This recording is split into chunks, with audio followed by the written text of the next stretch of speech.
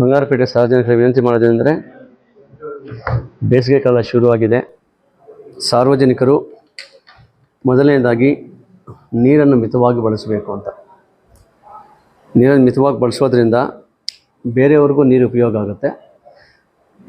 ಮತ್ತೊಮ್ಮೆ ಹೇಳಬೇಕು ಅಂತ ಹೇಳಿದ್ರೆ, ನೀರನ್ನು ವೇಸ್ಟ್ ಮಾಡೋಕ್ಕೆ ಹೋಗಬೇಡಿ. ಎಷ್ಟು ಬೇಕೋ ನೀರು ಅಷ್ಟು ಹಿಡ್ಕೊಂಡು ಟ್ಯಾಪ್ಗಳನ್ನ ಆಫ್ ಮಾಡ್ಕೊಳ್ಳಿ, ವಾಲ್ವ್ಗಳನ್ನ. ರಸ್ತೆಗಳಲ್ಲಿ ನೀರು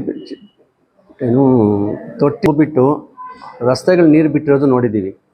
ಅನೇಕ ಬಾರಿ ನಾನೇ ರಸ್ತೆಯಲ್ಲಿ ನಿಂತ್ಕೊಂಡು ಸಾರ್ವಜನಿಕ ಮನೆಯವ್ರಿಗೆ ಹೇಳಿದ್ದೀನಿ, ವಾಲ್ವ್ ಬಂದ್ ಮಾಡಿಕೊಡ್ರಿ, ನೀರು ಹೊರಗಡೆ ಬಿಡಬೇಡಿ ಅಂತ.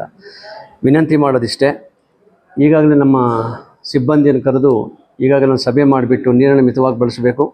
ಯಾವುದೇ ಕಾರಣಕ್ಕೆ ಸಾರ್ವಜನಿಕ ನೀರು ತೊಂದರೆ ಆಗದಂತೆ ನಡ್ಕೊಳ್ಳಿ ಅಂತೇಳಿ, ನೀರು ಕೊಡಿ ಅಂತೇಳ್ಬಿಟ್ಟು ಈಗ ಡೈರೆಕ್ಷನ್ಸ್ ಕೊಟ್ಟಿದ್ದೀನಿ.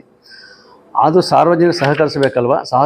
ಸಾರ್ವಜನಿಕ ಸಹಕರಿಸಬೇಕು ಅಂತ ಹೇಳಿದ್ರೆ ನೀರನ್ನು ಮಿತವಾಗಿ ಬಳಸಿಬಿಟ್ಟು ನಮ್ಮ ಮುನ್ಸಿಪಾಲಿಟಿ ಸಹಕಾರ ಕೊಟ್ಟರೆ ನಾವು ನಿಮ್ಗೆ ಯಾವುದೇ ರೀತಿ ತೊಂದರೆ ಇರೋದಂತೆ ನೀರು ನಾವು ಸರಬರಾಜು ಮಾಡೋದಕ್ಕೆ ಪುರಸಭೆಯಿಂದ ಕ್ರಮ ಅನುಸರಿಸ್ತೀವಿ.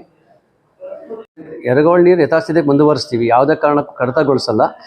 ಇವತ್ತಿಂದ 20 ಗಂಟೆ ನೀರು ಕೊಡ್ತೀವಿ ಅಂತ ಹೇಳ್ಬಿಟ್ಟು ಮಾನ್ಯ ಜಿಲ್ಲಾಧಿಕಾರಿಗಳು ಡೈರೆಕ್ಷನ್ಸ್ ಕೊಟ್ಟಿದ್ದಾರೆ ನಮಗೆ. ಇವತ್ತಿಂದ 20 ಗಂಟೆಗಳ ಕಾಲ ನೀರು ಕೊಟ್ಟು ಪಂಪ್ ಮಾಡ್ತೀವಿ ಅಂತ ಹೇಳ್ಬಿಟ್ಟು ಇದು ಮಾಡಿದ್ದಾರೆ.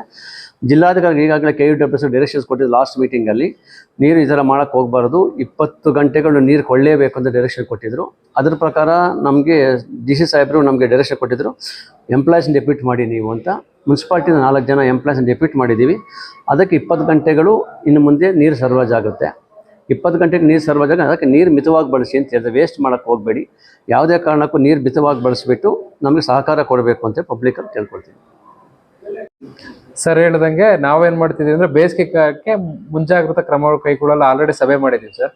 ಸೊ ನಮ್ಮಲ್ಲಿ ಏನಾಗ್ತಿತ್ತು ಅಂದರೆ, ಇದುವರೆಗೂ 4.4 MLD ಎರಗೋಳು ನೀರು ಅಲೋಕೇಶನ್ ಆಗಿತ್ತು. ನಮ್ಮಲ್ಲಿ ಬರ್ತಿತ್ತು 2 ಇಂದ 2.2 MLD ಮಾತ್ರ ಬರ್ತಿತ್ತು. ಸೊ 12 GSLR ಮತ್ತು 2 ಓವರ್ ಹೆಡ್ ಟ್ಯಾಂಕ್ ಇದೆ. ಅದಕ್ಕೆ ಪ್ರತಿ ದಿವಸ ಬಂದ್ಬಿಟ್ಟು 12 ಓವರ್ ಹೆಡ್ ಟ್ಯಾಂಕ್ಗಳನ್ನ 12 GSLR ತುಂಬೋದಕ್ಕೆ ವ್ಯವಸ್ಥೆ ಮಾಡೋದಕ್ಕೆ ಹೇಳಿದೀವಿ. ನಾಳೆಯಿಂದ 20 ಗಂಟೆ ನೀರು ಕೊಟ್ರೆ ಪ್ರತಿ ದಿವಸ 2 ಬಾರಿ OHC ಟ್ಯಾಂಕ್ಗಳನ್ನ ತುಂಬೋದಕ್ಕೆ ವ್ಯವಸ್ಥೆ ಮಾಡಿದ್ದೀವಿ.